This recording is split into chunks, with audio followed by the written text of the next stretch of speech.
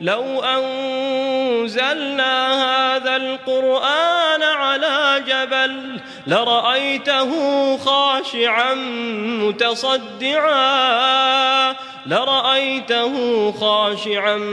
متصدعا من خشية الله وتلك الأمثال نضربها للناس لعلهم يتفكرون. Assalamualaikum guys, what's up guys? Welcome back to my YouTube channel. Bersama aku lagi, Fiknas, ataupun lebih dikenali sebagai DJ Fiknas. Ya, what's up guys, boy Fiknas ya. Apa khabar korang? Aku harap korang semua sihat-sihat belaka dan dimurahkan rezeki untuk sepanjang hari dan untuk selama-lamanya. Amin amin rabbil alamin. So, untuk cerita pada hari ini aku nak ceritakan tentang satu segmen ataupun satu lagi rancangan yang diminati ramai, iaitu Sebalik Kisah Seram. Di Sebalik Kisah Seram ni aku akan menceritakan pengalaman-pengalaman aku tentang aku menceritakan pengalaman-pengalaman seram kepada anda ketika aku diganggu ketika mencerita pengalaman ni, sehingga aku diganggu di dalam waktu percutian. Nak tahu lebih lanjut, jangan lupa subscribe dan jangan lupa tekan hit bell notification. So, jangan buang panjang-panjang, jom kita tengok intro ini. Let's roll it.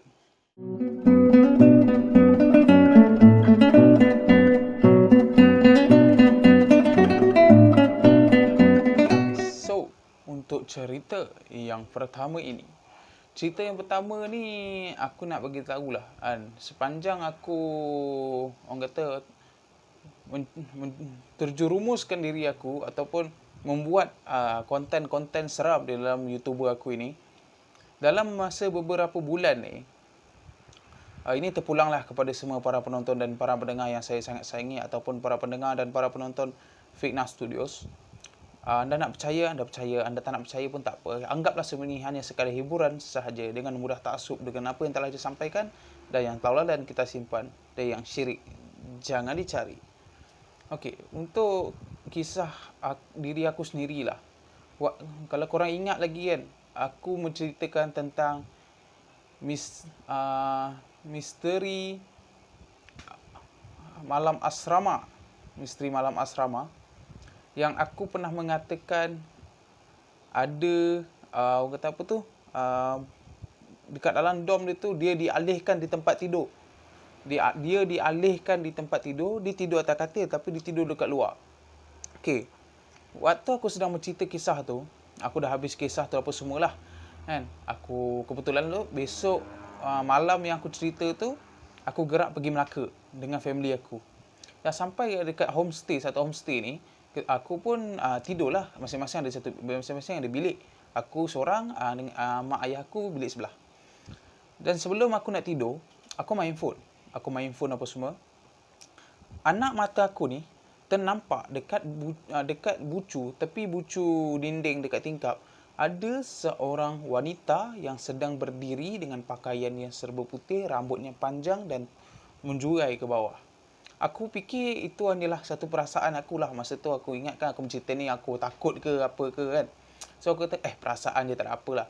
Dan apa yang membuatkan aku tersedar, membuatkan aku dah masa tu aku dah ngantuk, aku tutup handphone, aku campak tepi, aku tidurlah.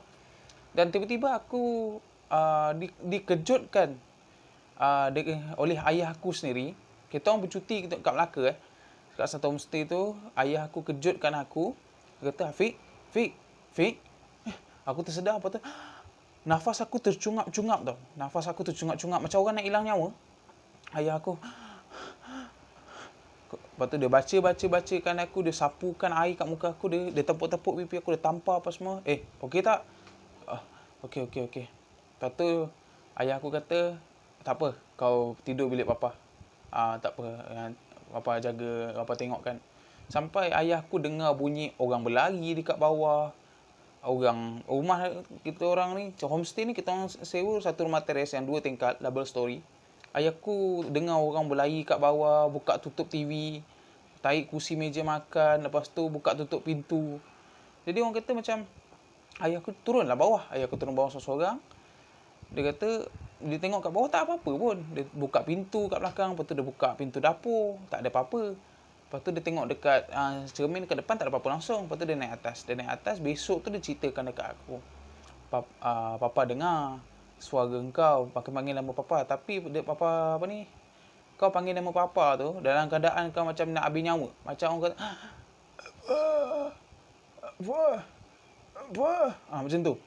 Keadaan yang macam tu. Dan ayah aku ni dia senang terjaga. Bila dia dengar bunyi-bunyi macam tu, dia terjaga, dia buka pintu, dia terus masuk bilik. Dia tengok aku macam dalam keadaan ketindihan. Bila ayah aku sedar, ayah aku tengok jam. Masa tu hampir nak dekat subuh. Ayah aku pun dia baca. Dia tarik aku bangun. Dia bawa sapu kain, dia tampar muka aku, dia tepuk. Dia kata, Afiq. Aku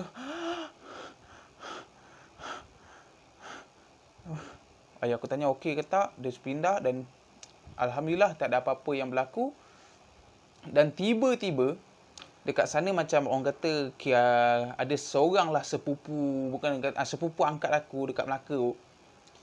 Dia ni mudah kena kerasukan.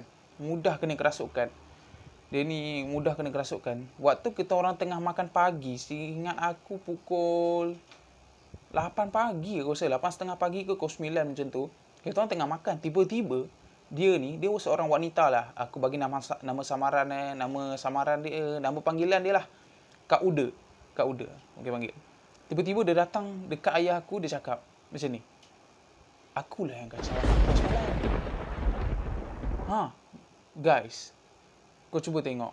Dia ni dah kesurupan ni, dah ada kena kerasukan. Tiba-tiba dia pergi dekat ayah aku, dia cakap, akulah yang kacau kau semalam. Akulah kacau anak kau semalam. Ayah aku pun kata, ya aku tahu kau kacau anak aku. Dah lah, kalau anak aku dia buat silap, minta maaf lah. Dia tak nampak, dia tak tahu. Lepas tu ayah aku kata, dah lah jangan kacau-kacau dia. Keluar. Pagi ni orang nak sarapan, pergi, keluar. Tiba-tiba dia macam back to normal balik kan. So kat situ jadi macam tanda tanya dan kenapa dan apa sebabnya. Mungkin aku menceritakan pengalaman seram kot, mungkin efek dia pada aku macam tu.